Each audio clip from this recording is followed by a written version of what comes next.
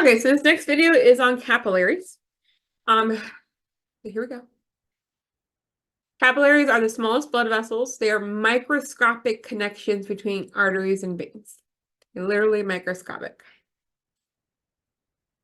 The diameter is only slightly larger than an erythrocyte, and you can see because of that, when red blood cells move through a capillary, they literally have to go in a single file line, one by one, because they are just about the vessel itself is just about the size of an erythrocyte.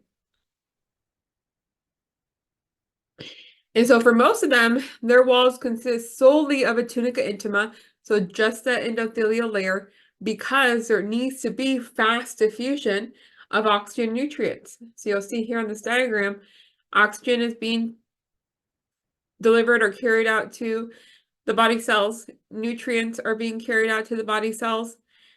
And then we're picking up carbon dioxide and the waste products from the body cells. So in order for that transfer, for that diffusion to happen quickly, it needs to be a single layer of these flat cells, the simple squamous epithelium,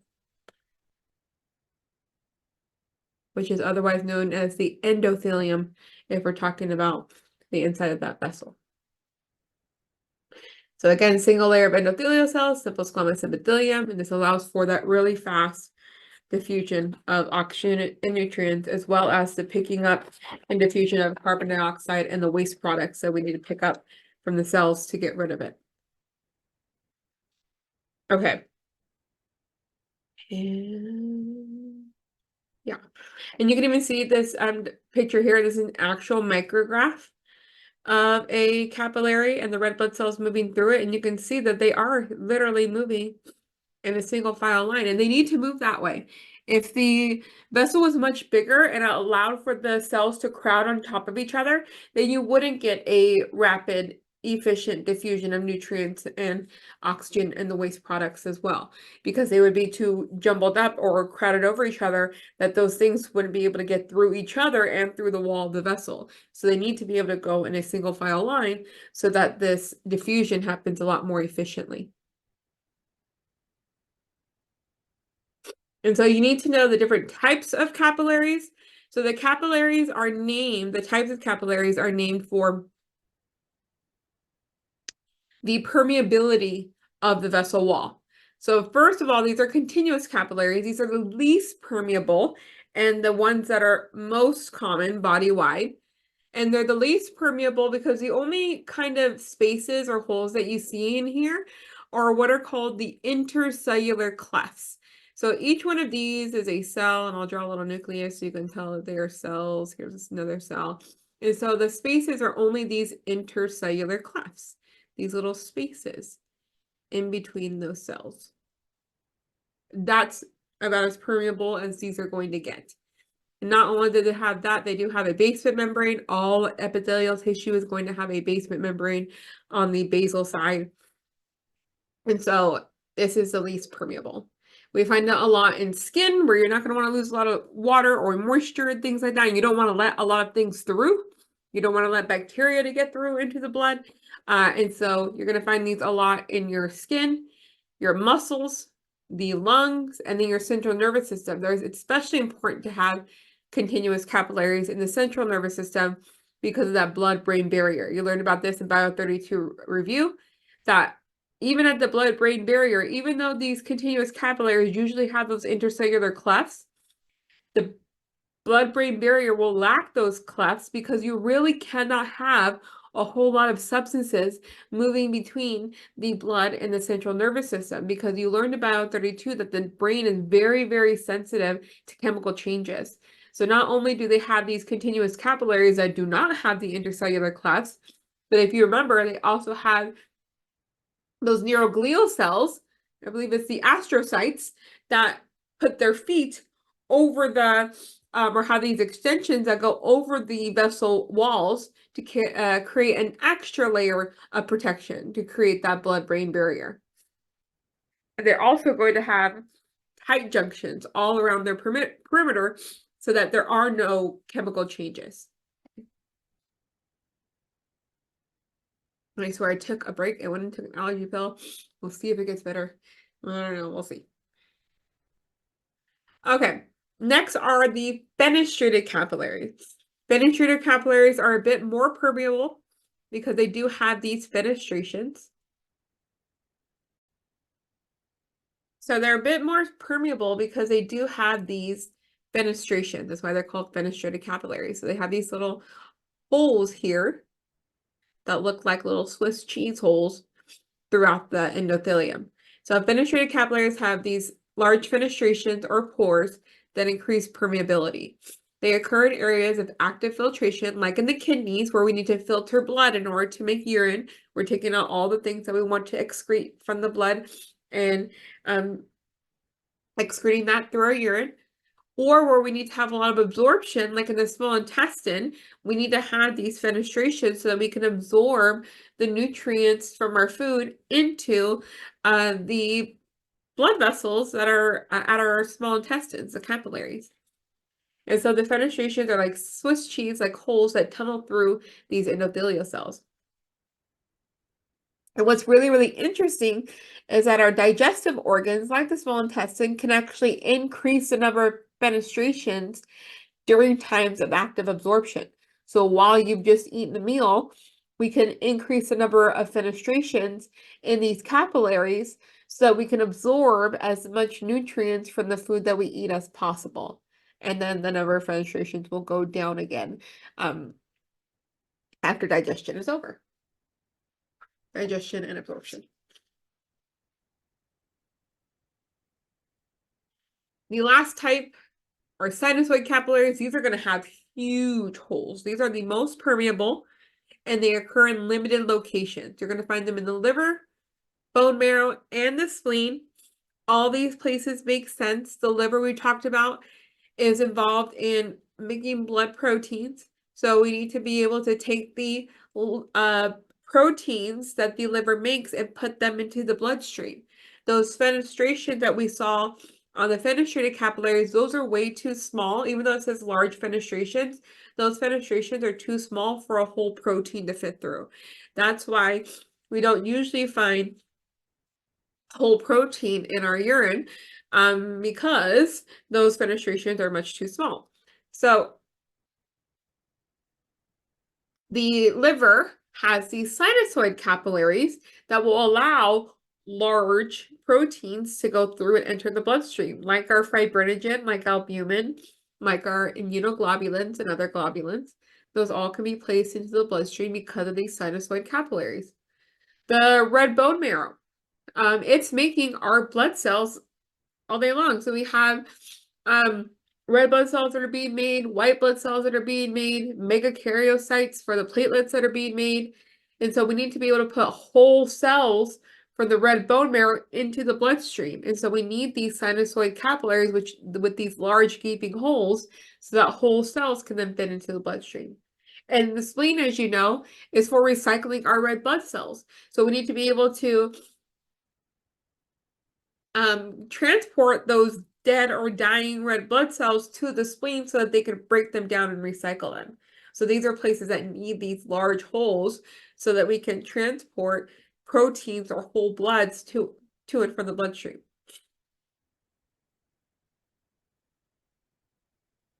Did I say whole bloods? I meant so that we could transport whole proteins and whole cells to and from the blood. They have these large intercellular clefts, so bigger than what we've seen before. So you can see here, here's a large intercellular cleft that's much bigger than the intercellular clefts that we see here. So these are much smaller spaces here. The intercellular clefts are much smaller than what you see in the sinusoid. They're huge. As well as fenestrations, and the fenestrations are much larger than the fenestrations that you saw in the previous one. So the pores are a lot bigger.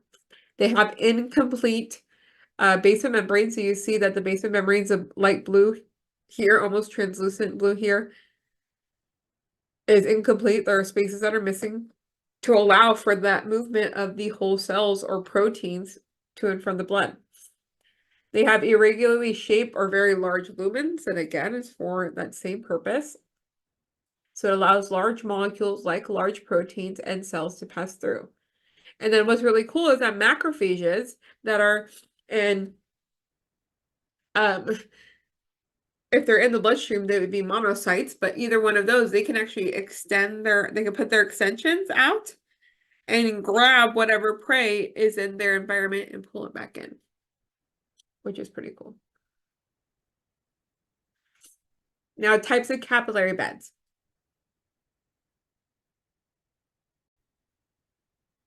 So we have our typical capillary bed that we see here.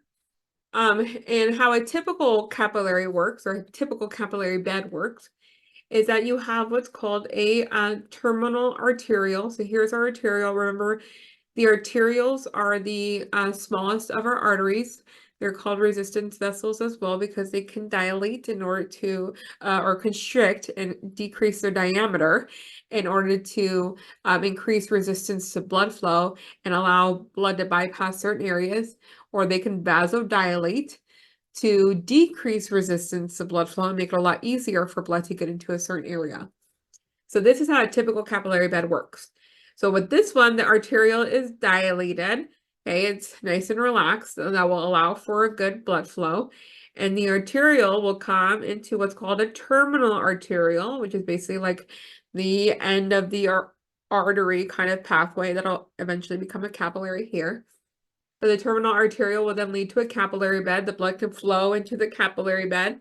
And in the capillary bed, you're going to have exchanging of oxygen and nutrients, as well as the picking up of waste products at the end. And then blood can continue on into the venules, which are our smallest veins.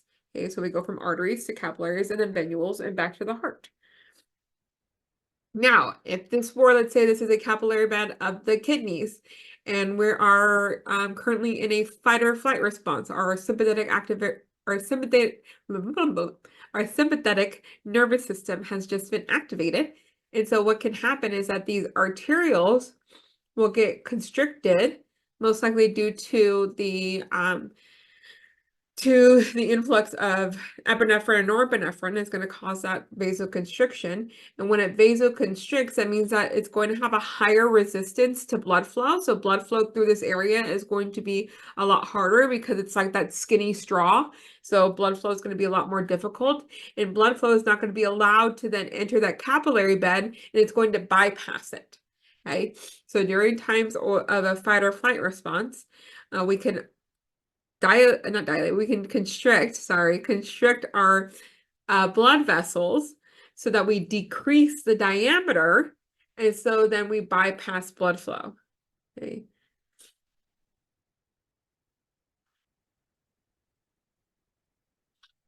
So vasodilation equals more blood flow, less resistance. With vasoconstriction,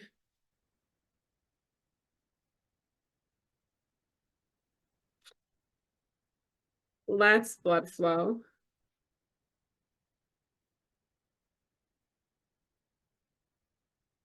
more resistance, and therefore you can bypass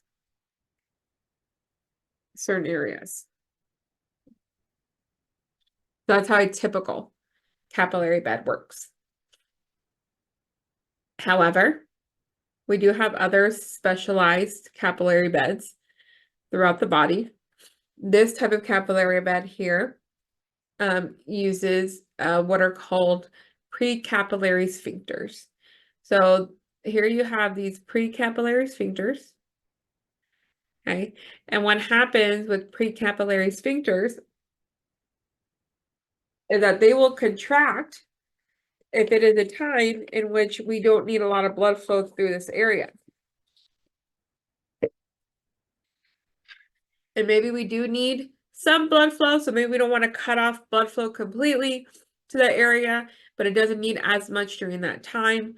What can happen is that those precapillary sphincters can contract, and then what's going to happen is that it's going to stop the blood from being able to fill up the entire capillary bed, and it's going to direct that blood flow just straight through the middle of that capillary bed. So this is the precapillary sphincters dilated and open.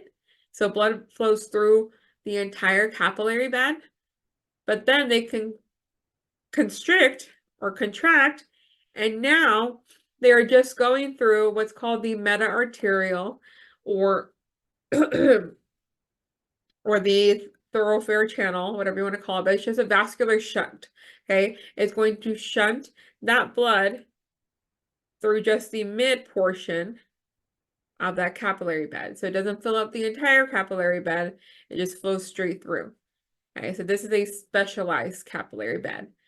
And this type of capillary bed that uses the precapillary sphincters, we only find these in the mesenteries, which are going to be the digestive system, and the brain only. This was a study done in 2020. Even the research is still out on this as far as if we find these actually in the mesenteries. But from that study in 2020, they say we find it in the mesentery and the brain only.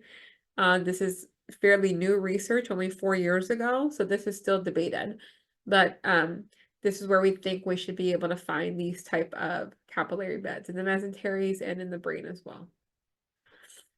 One thing that we do talk about a lot, and it'll get brought up again and again and again, but these little capillary beds here, you can see how we can bypass blood flow, especially with these ones, we can completely bypass blood flow in certain areas.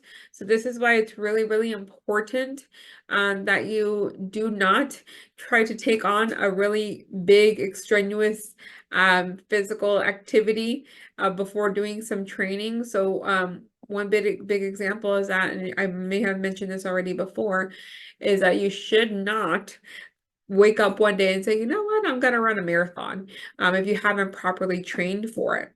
Because your body needs to be able to adapt to going long periods of time with having this bypassing occur. So one thing is that if you were to be somebody who's not quite doesn't really work out very often, doesn't do a whole lot of training, and they get up one day and say, hey, I want to run a marathon. And even if they're even naturally a little bit fit, this may be bad for them and could lead to kidney failure because your kidneys are just not used to or adapted to going 6, 7, 8 hours without blood flow getting to them. So during a marathon, you're constantly in that fight or flight response with your adrenaline high, activity level high.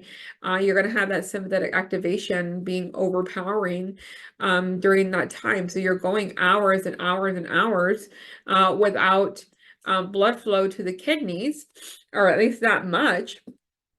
But your body needs to be able to adapt to that. You have to do training and work yourself up to that, or else all of a sudden your kidneys are going to go into shock of like, I don't know how to deal with this. I don't know how to deal with lack of blood flow for this long. Waste will start to build up in the body, and it can lead to kidney failure in just that one day, in just that one instance, from keeping blood flow to that area for a long period of time without training for it, without adapting to that.